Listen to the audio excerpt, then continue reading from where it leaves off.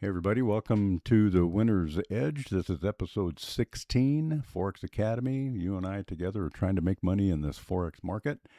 And this is the mid-week update for Wednesday, July 22nd. Okay, I'm going to get right into the ones that we're currently watching right now. And as always, I start on a daily chart.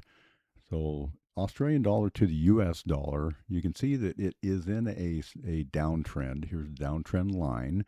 We've touched it twice here and a third time down here.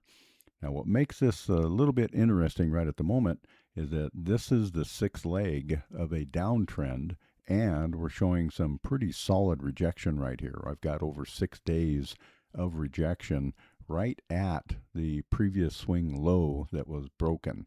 So this is a really nice looking pullback on the sixth leg. We only take 4 and 6. And so we are watching this one because of this confluence. I need to see a trigger candle here. So that would be an engulfing candle is what I'm looking for. And once that happens on a daily chart, once that happens, then I'll come down here to momentum and see if momentum is making sense, which to me, it needs to have a hook. If I see that, then I will start looking for volume.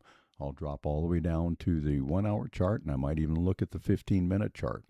I have found that volume is almost like a fingerprint of buyers and sellers that they leave behind, and there's nothing they can do about it. It's there if you just know where to look. So that's one we're watching very closely today. And the next one, and indeed for the next couple of days. So this will be, watch it on Thursday, watch it on Friday. The pound to the Australian dollar is the next one that we're watching very closely. So here is an uptrend, and this is also at level 6, and it's got confluence going on. I suppose I could draw an uptrend line here, which would probably make sense, right? So again, we've been touched 3 times. We have the price action is currently at the 50 EMA, and we are in a, what appears to be an uptrend. So I'd like to see a little bit more rejection here, but I'm happy, very happy with this support and resistance zone. I love, if the market breaks and closes below this trend line, below the 50 EMA, below the support and resistance, that will negate all of this. Right now, this is just on the watch list, but it could happen in the next day or two. Okay. Now, I'm also going to go over the live trades that we're in, and if you want more details, go back to some of our other videos.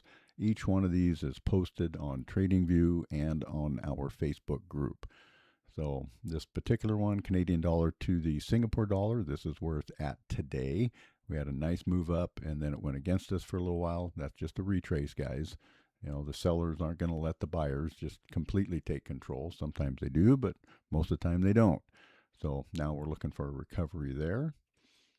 Swiss franc to the Japanese yen. This one, down and up and sideways now. We'll just watch for that. Euro to the Swiss franc. This one's going nicely in our direction, but it has a long ways to go just to even get to our first target. Euro to the Japanese yen. These are all live trades, live account. Okay, so with this one, it might pop up. If it pops up, it'll probably only come up about to here, because I'm pretty sure what they're going to do is try and wipe out any stop losses that are sitting right above this swing high. Right up here is very obvious, right? And so the next one that we're in live is the pound to the Swiss franc. And again, this one we've been in for just about a month now. And I'm a swing trader, so some of my trades, they'll go, anywhere from a few days to a couple of months.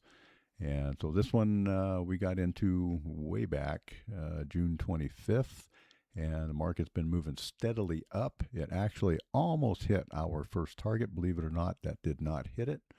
And so now we see a pretty solid uptrend here. The 50 looks like it's great going up. And although momentum is to the downside here, it could very easily pull up on us. And so these are pretty solid targets. Look for my videos on how I place the position tool and how I determine where my profits are. or my profit targets. So this guy here, dollar to the yen. We've been in this one for about a week, I guess, a little bit over a week. And we got into it because of really momentum was super strong here. I thought momentum was going to go hard to the downside. We had a nice impulsive move up, 2 different points of rejection. Nice, very solid engulfing candle here. This was a good VMS 2.0 trade, and it may or may not go against us. It's kind of flirting with our stop loss at the moment. We're only a few ticks away from that, but that doesn't mean that we're out. Dollar to the Swiss franc, and that's the last one that we're in right here. And we took it on a number 6 leg of an uptrend. So talk about losses for a moment. With the VMS 2.0, with our bankroll management, we risk a certain percentage and what our comfort level is, and sometimes we take losses. But when we take losses, everybody takes losses, guys. I mean, tell me you've never taken a loss. I will follow you. I'll drop what I'm doing and come follow you. If you can prove it. I can prove it, but I also have losses. And so think about losses, man. If you're R value, to me, R value is whatever you're risking. So if I'm risking $100, then if I lose $100. I lose 1 R. But when I win, like on this one, when I win, I'll win 3 R. And sometimes I never take any less than 2 R. I just won't take the trade if there's not at least a double my money. And sometimes we're at 4R, 5R, things like that. It just depends on what the market's willing to give you. Okay, guys, that's all I have for you today. This is, again, the midweek and update on what's going on. Really watch those 2 that I pointed out for you. See if they do anything for us this week. And I hope you finish out your week strong. And I will post another episode either on Friday or on Saturday. All right, guys, have a great week.